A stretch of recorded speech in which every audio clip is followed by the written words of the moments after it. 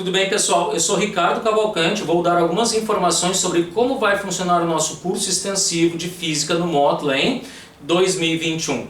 Nós temos, claro, um trabalho de excelente qualidade, mas 3 pontos são essenciais para que esse trabalho de qualidade possa ser oferecido para vocês. O primeiro ponto, que é a característica de todos os professores do Mótla, uma didática diferenciada. Nós temos bastante experiência para oferecer um trabalho bastante diferenciado e nós somos facilitadores do processo ensino-aprendizagem, o que dá grande eficiência para que vocês tenham sucesso nas provas. Segundo ponto, claro, a organização do professor é um ponto essencial. Organização e pontualidade.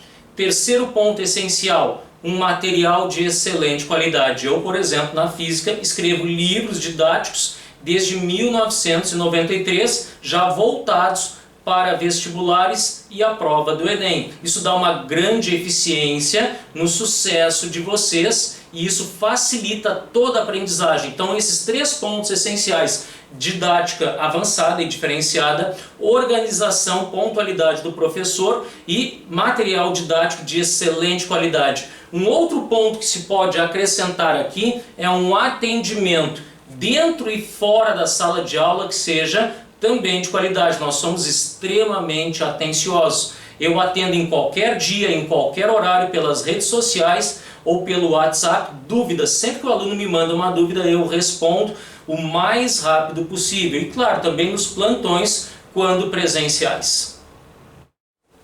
Quanto ao material didático, o que eu entrego para vocês? Para o curso extensivo são entregues 2 livros de teoria mais testes, teoria bastante completa, livros bastante ilustrados com muitos testes, e a grande maioria dos testes vem com a solução por escrito no final. Além disso, tem uma solução que é feita por vídeo.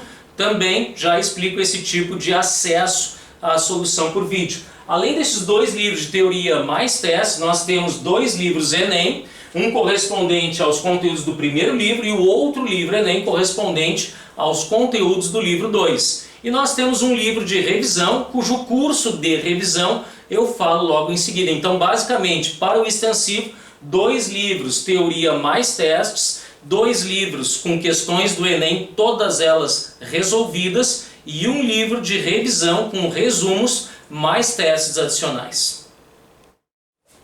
Além desses materiais entregues, que são os livros, nós temos o que eu chamo de materiais de apoio. Toda vez que eu termino um determinado tópico do conteúdo, eu vou entregar para vocês resumos desse tópico e um simulado parcial daquele assunto trabalhado. Esses simulados já vêm com a solução de todas as questões. Então, entregue o resumo e simulado daquele tópico, também é entregue um Memorex. Um Memorex é, na verdade, um resumo mais curto com as informações essenciais daquele assunto trabalhado. Então, Memorex, resumo com simulado parcial, e além disso, lá na metade do ano eu entrego para vocês o que eu chamo de guia de fórmulas, todas as fórmulas traduzidas. Quais as aplicações, quais as unidades de medida, quais as convenções de sinais, quando necessárias, e no final um resumo mais curto de todas as equações ou as principais equações que vocês têm que saber para todas as provas, incluindo URGS, PUC, Enem e as provas do interior.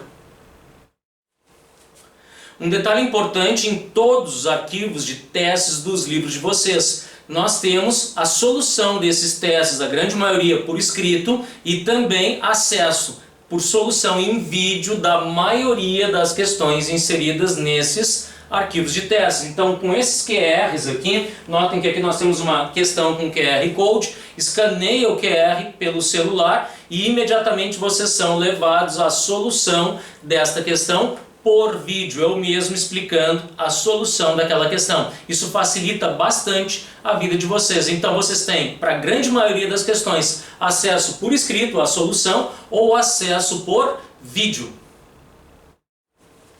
Próximo ponto: qual é a ordem de conteúdos que eu desenvolvo na física para o curso extensivo? Bom, ao longo de pelo menos 30 anos ensinando física, claro que eu já desenvolvi uma ordem lógica, didática e eficiente para que seja ensinado o conteúdo de toda a física. Eu sempre começo pela ondulatória no extensivo, após a ondulatória eu passo para a mecânica, feito o ensino da mecânica passamos para a eletricidade, magnetismo, a termodinâmica, ótica e, por fim, a física moderna. Essa é a ordem mais didática e mais eficiente, ao meu ver, para que seja ensinada toda a física no curso extensivo. Sobre os simulados, que simulados eu entrego e quantos eu entrego para vocês? Bom, diversos. Lembrem que eu falei, para cada tópico desenvolvido eu entrego um simulado parcial daquele assunto já trabalhado. Acompanhe a solução de todas as questões. Acumulando mais conteúdos, nós fazemos simulados mensais com todos os conteúdos já desenvolvidos até aquele momento. Além disso, eu entrego simulado Enem, simulado URGS. Nós temos então diversos simulados e todos eles vêm para facilitar a vida de vocês com as questões solucionadas. Como funciona a dinâmica das aulas e quais recursos eu utilizo nas aulas de física? Notem que a física é uma ciência fenomenológica. O que isso quer dizer? Quer dizer que tu tem que enxergar o fenômeno para compreendê-lo. Então eu uso muitos recursos visuais, vídeos, desenhos, ilustrações, simulações, e a grande parte das ilustrações e simulações sou eu mesmo que elaboro. Eu vou deixar uma amostra de como funcionam as minhas aulas no final desse vídeo. Então sempre muitos recursos visuais que eles são essenciais para facilitar a aprendizagem de vocês. Pessoal, então até agora eu falei da didática diferenciada e da qualidade do material oferecido. Mas outro ponto essencial para a qualidade daquilo que nós oferecemos é a qualidade e a atenção no atendimento ao aluno, dentro e fora da sala de aula. Para plantões à distância, que podem ser marcados individualmente, eu ofereço a plataforma do Zoom. Então, através de uma mesa digitalizadora, nós podemos fazer a solução da questão por escrito. E vocês veem em tempo real toda a solução da questão como se eu estivesse do lado de vocês. Então é muito eficiente, muito boa a plataforma do Zoom para plantões não presenciais oferecidos à distância. Mas claro, não só o Zoom serve como plataforma de atendimento a dúvidas, mas também as redes sociais. Vocês podem me mandar qualquer dúvida em qualquer dia, em qualquer horário, e eu sou muito rápido para resolver essas dúvidas. Tão pronto eu vejo a mensagem, eu já resolvo em qualquer horário, sem restrição de dias. Pessoal, terminados todos os conteúdos, quando é que eu termino todos os conteúdos? Claro, antes da prova do Enem. A minha organização me leva sempre a terminar os conteúdos sempre antes do Enem. Feito o término desses conteúdos, nós iniciamos o curso de revisão em novembro. Aí vocês recebem um livro com teoria resumida e testes. No curso de revisão, muito eficiente por sinal, nós conseguimos ver todos os conteúdos necessários para as provas. Por fim, quais são as plataformas que eu utilizo? Notem que a plataforma principal para a postagem de materiais e aulas em vídeo é o Google Sala de Aula ou Google Classroom. Mediante um código vocês entram neste grupo. Ali vocês têm materiais, provas, simulados e as aulas postadas na ordem em vídeo. Então vale para o curso à distância ou o curso presencial. Eu tenho também um grupo do Facebook, mas é mais para a troca de informações, e todos os vídeos são postados no YouTube. Eu tenho também, como eu disse, o Zoom, que eu uso para plantões à distância. Então essas são as plataformas. A principal, insisto, é o Google Sala de Aula, muito eficiente, muito organizado e bastante útil como ferramenta de ensino-aprendizagem. Agora eu vou deixar para vocês uma amostra de como funcionam as minhas aulas em determinados conteúdos. Grande abraço, espero vê-los em 2021.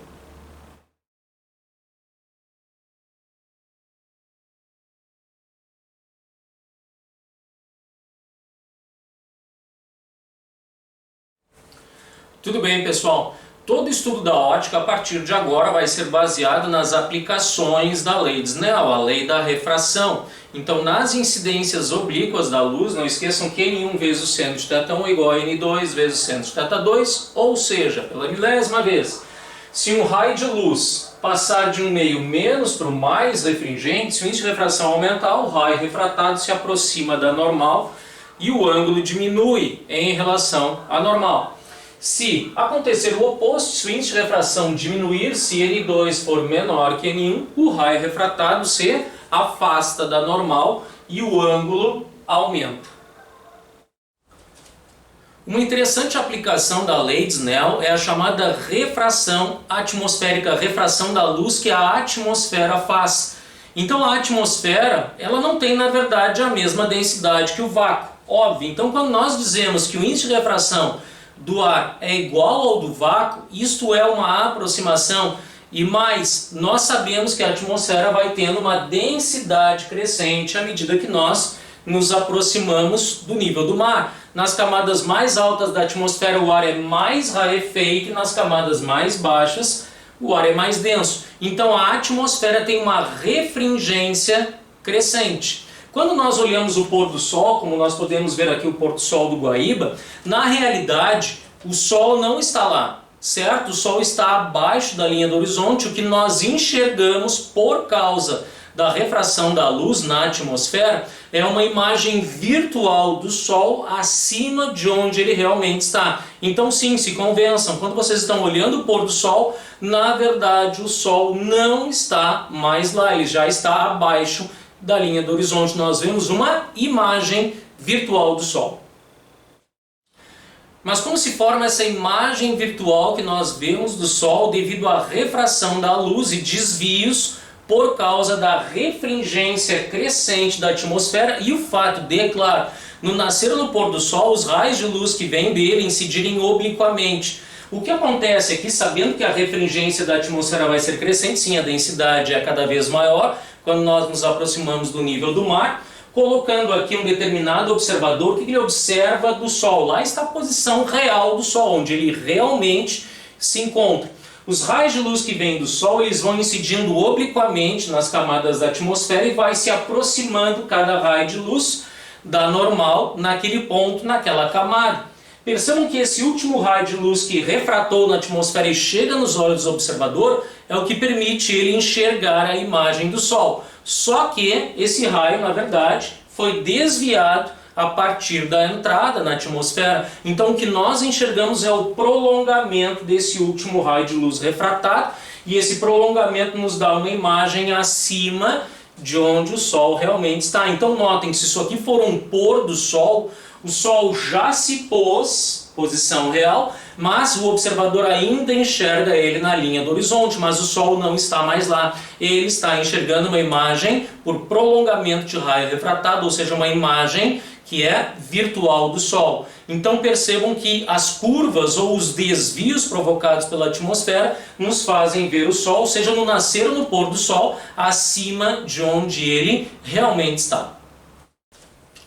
Então isso é fato, tá? Nós não enxergamos o Sol onde ele realmente está no nascer e no pôr, nós enxergamos ele acima de onde realmente está. Então se essa for uma filmagem de um pôr do Sol, percebam que o Sol na realidade não está lá, ele está abaixo da linha do horizonte. Nós enxergamos ele acima por causa dos desvios que a luz vai sofrendo pela refringência crescente das camadas atmosféricas. Então o Sol está lá embaixo e nós enxergamos ele ali em cima. Notem que isso dá uma importante conclusão: o dia dura mais. O Sol, na verdade, nasce mais cedo e se põe mais tarde. Então nós temos um prolongamento da luz do dia por causa da refração da atmosfera. Se eu pensar no pôr do Sol, o Sol já se pôs e nós ainda enxergamos ele acima da linha que ele realmente está. Se for o nascer do Sol, o Sol ainda não nasceu e nós já enxergamos ele. Então o Sol acaba, por causa da refração da atmosfera, nascendo mais cedo e se pondo mais tarde. O fenômeno da reflexão total pode facilmente ser fotografado, que é o que acontece nessa imagem. Nós temos a imagem da nadadora projetada na interface entre a água e o ar, ou seja, dois meios de índices de refração diferentes, e a luz que ela reflete refletiu 100% na interface dos dois meios, na divisória entre a água e o ar. Notem que aqui nós temos 4 luzes que vêm de um determinado meio para outro e apenas um deles sofreu a reflexão total, que é o facho de luz 4. Percebam que o primeiro facho de luz refratou, o segundo facho de luz refratou e refletiu parcialmente, assim como o terceiro, mas o quarto facho de luz ele apenas reflete para o meio interno. O que alterou do primeiro para o quarto facho de luz? O que foi alterado é o ângulo de incidência da luz em relação à normal naquele primeiro meio. Então a reflexão total vai depender certamente do primeiro ângulo, ou seja, o ângulo de incidência da luz no primeiro meio em relação à linha normal. Então, concluindo as duas condições para a ocorrência da reflexão total, a primeira delas é que a luz então venha do meio mais para o menos refringente. O primeiro meio de propagação da luz tem que ser mais denso, ou seja, mais refringente, que o meio de fora, ou seja, o segundo meio. A segunda condição tem a ver com o ângulo de incidência, vencendo o ângulo limite. Não esqueçam que o ângulo limite, ou chamado também ângulo crítico, a situação anterior à reflexão total, é quando tu incide com o ângulo limite θL em relação à normal, de tal forma que o raio refratado saia em relação à normal com um ângulo de 90 graus. Ainda aqui, a reflexão e refração simultâneas. Apenas quando tu vence esse ângulo limite, o ângulo de incidência aqui dentro do meio mais refringente, sendo maior que o ângulo limite, aí sim não vai mais haver a refração e a luz retorna para o meio de incidência, sofrendo então a reflexão total. As fibras óticas são uma importante aplicação do fenômeno da reflexão interna total da luz. Toda fibra ótica é adequada para transmitir sinais a longas distâncias. Como ela reflete 100% da luz, não há quase nenhuma perda de energia, então a dissipação é mínima.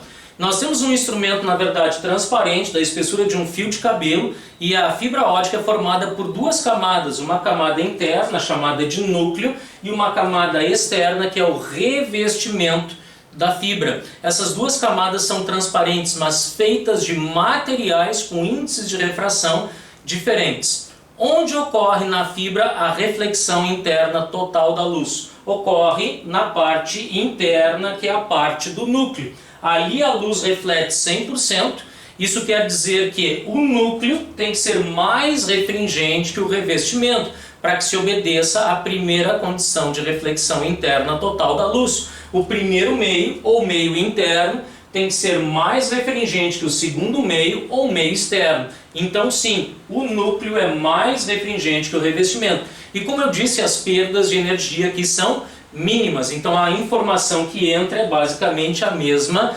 informação que sai, sem nenhuma dissipação de energia. Vamos analisar agora a formação do arco-íris. Notem que o arco-íris é formado por milhares e milhares de gotas. Então nós vemos o colorido em função de alguns fenômenos que cada gota de água faz quando recebe a luz branca do Sol. A gente vai investigar primeiramente o que uma gota de água faz sozinha. Então a luz branca que vem do Sol incide na interface ar-água, e essa incidência é oblíqua. Notem que a linha normal vem do centro da gota. Então esse raio de luz incidiu obliquamente. O primeiro fenômeno que vai surgir nessa entrada da luz branca na água, naquela gota única, vai ser uma mudança de meio, portanto uma refração, mas também vai haver uma dispersão da luz branca. Então nós sabemos que a água é mais refringente para o violeta do que para o vermelho, como qualquer meio transparente. O índice de refração é proporcional à frequência da luz. Então a primeira parte do arco-íris, internamente a gota, quando a luz branca incide, tem uma refração seguida de uma dispersão da luz branca. Agora notem que a luz que incide internamente nessa gota d'água, ela está no meio mais refringente que o meio externo. A água é mais refringente que o ar, ou seja, formam-se condições para acontecer a reflexão interna total. Para alguns raios de luz é o que vai acontecer aqui internamente. Então após refratar e dispersar, já que a gota de água é mais refringente que o ar externo, alguns raios de luz sofrem a reflexão interna total. Há raios de luz que sofrem também reflexão parcial. É mais complexo o fenômeno, mas basicamente ocorre uma reflexão interna total e depois esses raios de luz, já dispersados e refletidos, refratam para o ar externo, sofrendo então uma segunda refração. Então o arco-íris ele é composto de duas refrações, uma na entrada e na saída, a primeira acompanhada de uma dispersão e internamente reflexões dos raios de luz que foram dispersados lá dentro. Pessoal, as miragens são fenômenos de aplicação da reflexão total da luz. Então, em dias quentes de verão, formam-se as chamadas miragens inferiores, ou seja, em camadas bem próximas ao solo, parece que tem uma lâmina de água ou um espelho plano que reflete a imagem dos objetos acima. Na realidade, o que está acontecendo aqui é uma reflexão total da luz. Quando a luz vem de um meio mais em direção ao menos refringente, forma-se a primeira condição para que haja a reflexão total da luz. Pois é exatamente isso que está acontecendo aqui. O ar mais distante do solo está menos aquecido, portanto mais refringente que as camadas de ar bem próximas ao solo, que estão muito quentes e portanto menos densas. Então a luz vem de um ambiente mais para o menos refringente, ou seja, do ambiente mais denso para o menos denso. Isso forma a primeira condição de reflexão total da luz. O índice de refração nas camadas de ar próximas ao solo está diminuindo. A segunda condição é que a luz tem que incidir com um ângulo maior que o ângulo limite, e quando isso acontece, ocorre a reflexão total, e o que nós vemos é a imagem de um raio de luz que é refletido numa camada milimetricamente próxima ao solo, nessa lâmina de ar muito quente, que funciona basicamente como um espelho plano. Notem como se forma a miragem, ou a imagem de um objeto. Na verdade, as miragens são fenômenos de refração e reflexão da luz. No último passo, nós temos a reflexão total da luz. Então, a luz que vem de um objeto, ela vai encontrando camadas de ar cada vez mais quentes e, portanto, menos densas e menos refringentes. Essa luz que incide obliquamente de uma camada para outra sofre, pela lei de Snell, um afastamento da normal cada vez que encontra um meio menos refringente. Em dado momento, numa camada de ar bem próxima ao solo, ocorre a reflexão total, porque naquele ponto a luz deve ter incidido com um ângulo maior que o ângulo limite. O que nós vemos é a projeção de um raio refletido que projeta uma imagem próxima ao solo daquele objeto que emitiu a luz, que refratou e refletiu completamente nessa camada, nessa lâmina de ar muito quente bem próxima ao solo.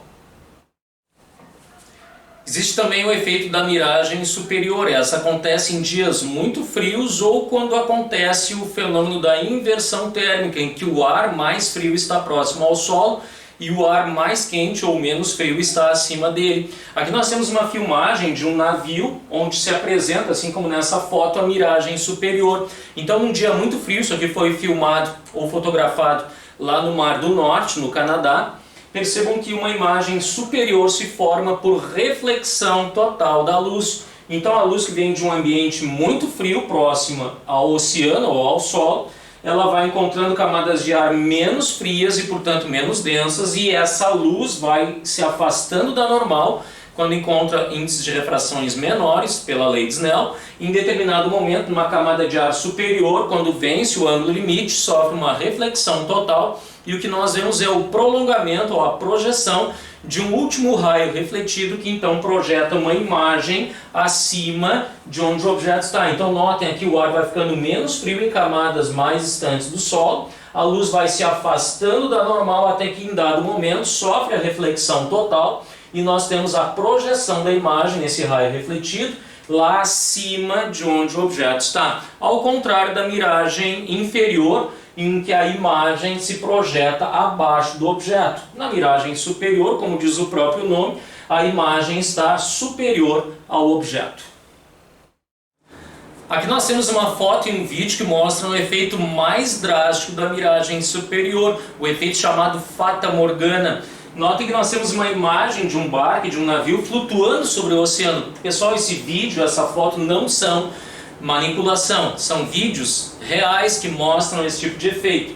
Nós nem vemos o barco real, nós vemos uma imagem virtual flutuando sobre o oceano. O barco real, na realidade, ele está abaixo da linha do horizonte. Sim, a Terra não é plana.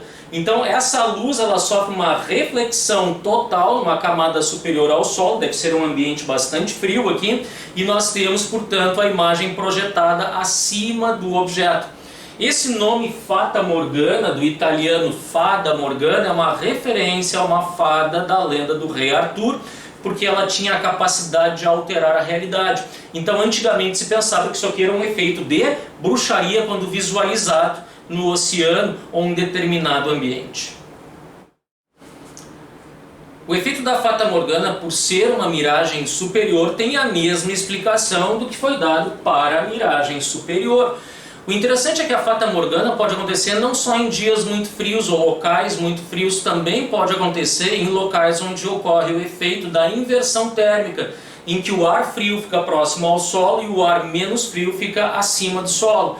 Notem que o efeito desse navio flutuante, que foi aqui nesse caso dessa foto registrado pela TV na Escócia durante um torneio, percebam que isso aqui é uma imagem virtual percebida flutuando acima do oceano e o navio real está abaixo da linha do horizonte. O navio real, o objeto real, não está sendo visto, apenas a projeção por reflexão total dessa imagem virtual. Então esse barco que se encontra em determinado local, notem que o ar frio aqui próximo ao oceano ou ao solo vai se tornando menos frio, portanto menos refringente nas camadas superiores. A luz que vem de um determinado ponto daquele barco vai sofrendo pela lei de Snell afastamentos da normal quando encontra meios com menor índice de refração. Em dado momento, na vizinhança entre duas camadas, o ângulo de incidência é maior que o ângulo limite e essa luz sofre a reflexão total. A projeção desse último raio refletido me dá uma imagem flutuando sobre o solo, sobre o ar, parecendo, claro, um efeito de bruxaria, ou seja, por isso que é chamado de Fata Morgana.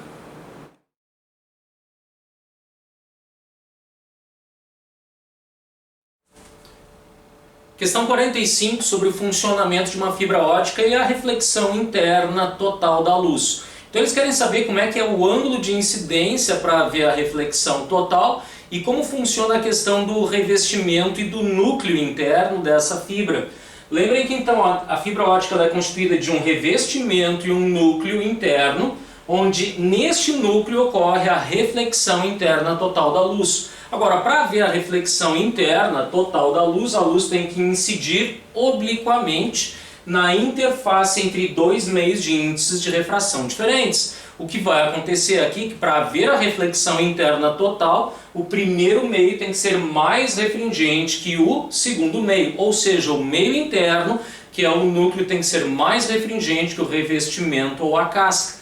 E esse ângulo de incidência menor que 90 graus. Portanto, a incidência da luz em relação ao normal é de um ângulo menor que 90 graus e o índice de refração do núcleo deve ser maior que o índice de refração da casca, o que nos dá aqui a resposta da alternativa D. Lembrem que sempre para ver a reflexão interna total, o primeiro meio, neste caso o núcleo, tem que ser mais refringente que o segundo meio, o meio externo, que neste caso é a casca ou revestimento.